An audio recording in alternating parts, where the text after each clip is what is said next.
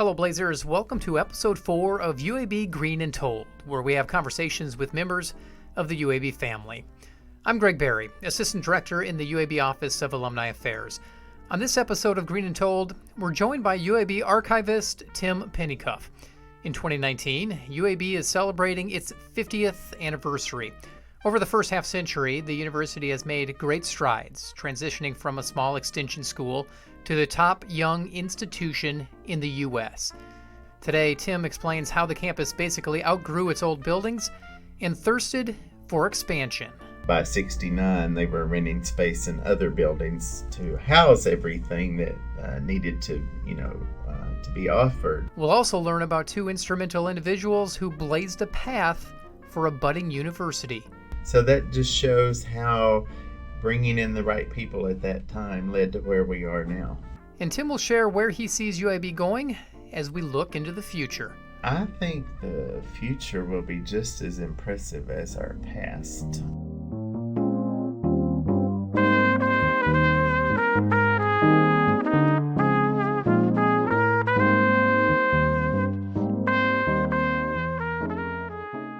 While UAB is celebrating 50 years, its history actually predates 1969. Back in 1936, an extension program opened in Birmingham near the library downtown. Then 8 years later, in 1944, the state legislature decided that Alabama needed a 4-year medical school. Separated by 20 blocks for a decade, the two finally came together in 1954. And in 1966, they would merge to form the University of Alabama in Birmingham organizational component of the UA system. It's a model that worked once, but didn't anymore.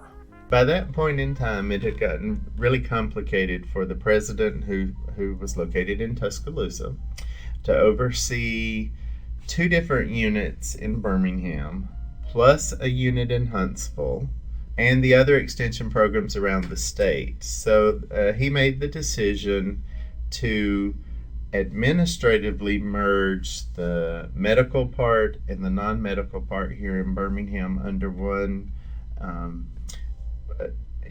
one person, and he had several different titles. But that was the first instance where one person located in Birmingham was actually over everything in Birmingham. Before becoming an independent university, UAB purchased nearly 4 dozen city blocks to use as it expanded. By 1970, that land started to show progress for this young institution. In fact, a lot of things happened that year, including the groundbreaking for a new campus for the general studies, which was very important to UAB's growth. It signified the expansion westward into that 45-block addition that had just been obtained. It also expanded the undergraduate footprint, because basically the undergraduate non-health part of UAB had existed in one building. Now, by '69, they were renting space in other buildings to house everything that needed to be offered. But this expanded from that one building and gave 3 more classroom buildings and a library. And then they still used the old extension building as well. So it was a big expansion of the undergraduate part. 1970 again, big year. Dr. Volker actually recommended the first school colors and the only school colors. There was a lot going on to establish an institutional identity at that time period, because prior to that, obviously, we had been part of the University of Alabama, and our colors, if we had colors, were probably crimson and white. We became independent, and we had to develop a whole new institutional identity. Growth would continue. But after a short message from the UAB National Alumni Society, find out 2 names that helped put UAB on the map.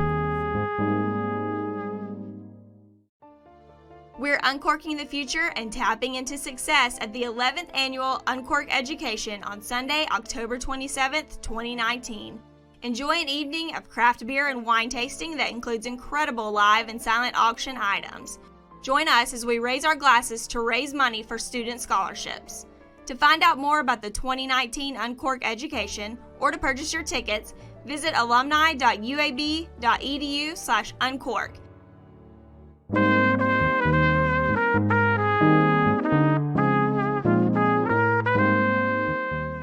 Welcome back. Growth flourished at UAB in the early 70s, but one of the biggest milestones happened in the mid-1977. That's when Coach Gene Bartow was introduced as UAB's upstart basketball team's head coach. Bartow was recruited in to not only as the first coach of the a new men's basketball team, but to be the founding athletic director for a whole new program. But he came here to nothing, really, because we didn't have a program. Yeah. So he was recruited here to start a program and to start a men's basketball program. It was a definite coup. It was a huge coup, and it made news all over the country. We have a wonderful newspaper clipping. Unfortunately, we don't have a photograph. But at the press conference, when it was announced, someone had created for President Dick Hill, who was UAB president at the time and who had recruited Bartow to Birmingham. But they created a bumper sticker that he's holding up with this huge grin, and it says UCLA 0, UAB 1. Is there anything written as to why the coach decided to leave such a big program and come here to start from square one? He wanted the challenge of coming somewhere and starting something over and starting it from scratch and creating a program that he wanted to build, not going into a program that was already built. So probably some of both. And when he got here, things took off. It wasn't an expansion team because he found success within the first few years. Yeah, first couple of years they went to the NCAA tournament, from nothing to the tournament. The basketball program enjoyed a virtual meteoric rise and found success quickly. But landing Coach Bartow wasn't the only coup for the fledgling university. On the medical side, UAB scored a similar triumph in establishing itself as a prominent medical facility.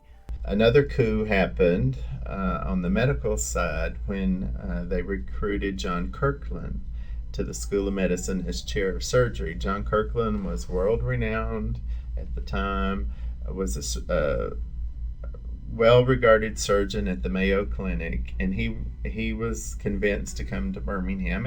And like Bartow, he's quoted as saying he wanted to come somewhere and start something from scratch and to put his own take on things. Kirkland and Bartow are basically blazing, to use a pun, but they're blazing the path for future people at this university. Indeed, and they were both recruiters. They brought in people, and Kirkland recruited Dr. Arnold Diethelm to establish the transplant program, and Dr. Diethelm completed the first transplant in the state of Alabama here in Birmingham, and today our transplant program is one of the largest in the country. So that just shows how bringing in the right people at that time led to where we are now. In all your research, what have you found that's kind of been the most important part of UAB being UAB? The university is well regarded in town for the opportunities that it provides, both for education and for positions for people. We are the largest private employer in the state. That is huge in a city that during the growth, in our early growth and development, the industrial capacity of Birmingham was on the decline when all the steel mills and everything closed. So to have a huge academic health science complex located right in the middle of town to help absorb some of the decline when all the industry went away was a huge thing. Of course, it also offered a lot of people the opportunity to get an education and to live at home and do so. So I think that's a huge part of our history and a very important part of our history.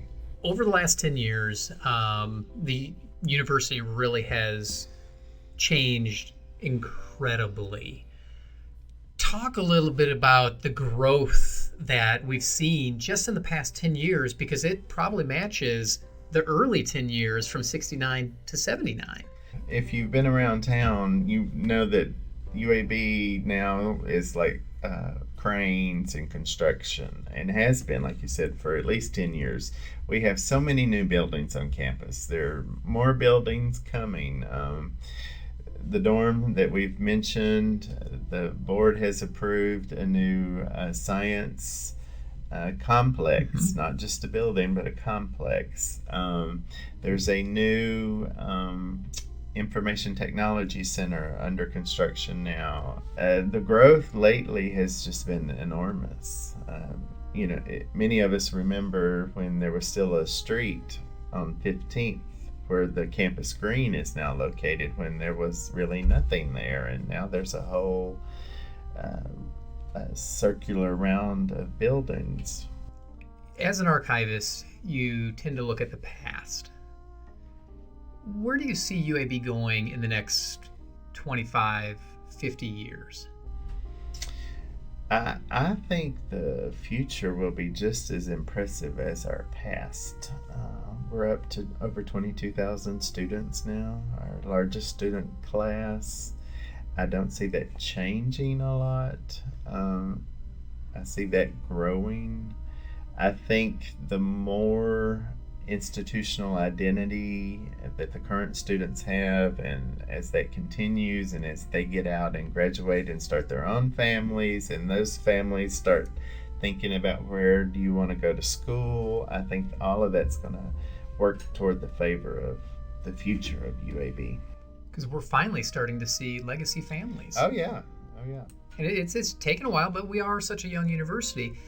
2 years running, UAB has been the top young university in the United States. And yes, well, we can't. Yes, for the last 2 years, we have been voted number one young university. Young in the survey under 50 or under. So we can't be that next year because we'll be over 50. And that was definitely an important mark for UAB, being distinguished that. We've had several recent accolades.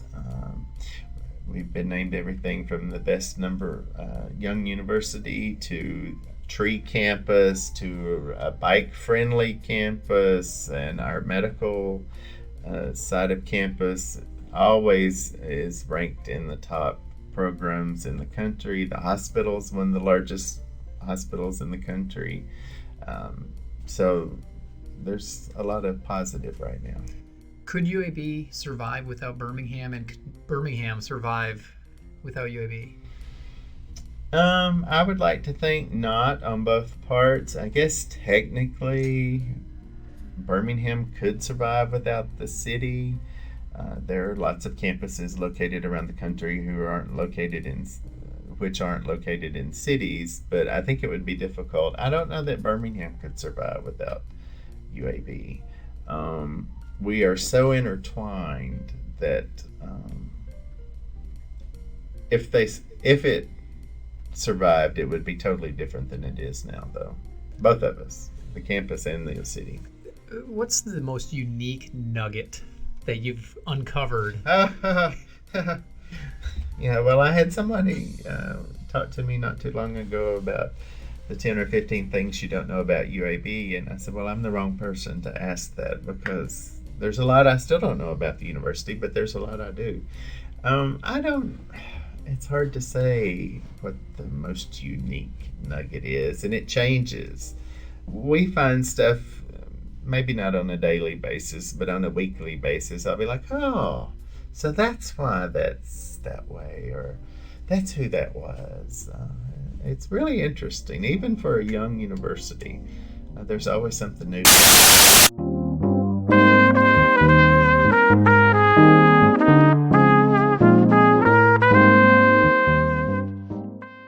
As UAB eyes the future, many new milestones will be met and traditions made. Stay up to date with all things Green and Told online at alumni.uab.edu/Green and Told. There you can also find information how to discover more about UAB's past in the show notes. Be sure to download episodes of Green and Told or leave a review wherever you listen to the podcast. Have an idea for an upcoming podcast? Email me at greenandtold@uab.edu. You can also find us on Facebook and Twitter at UAB Alumni and Instagram at UAB_Alumni. Thanks for joining me today, and until next time, go Blazers!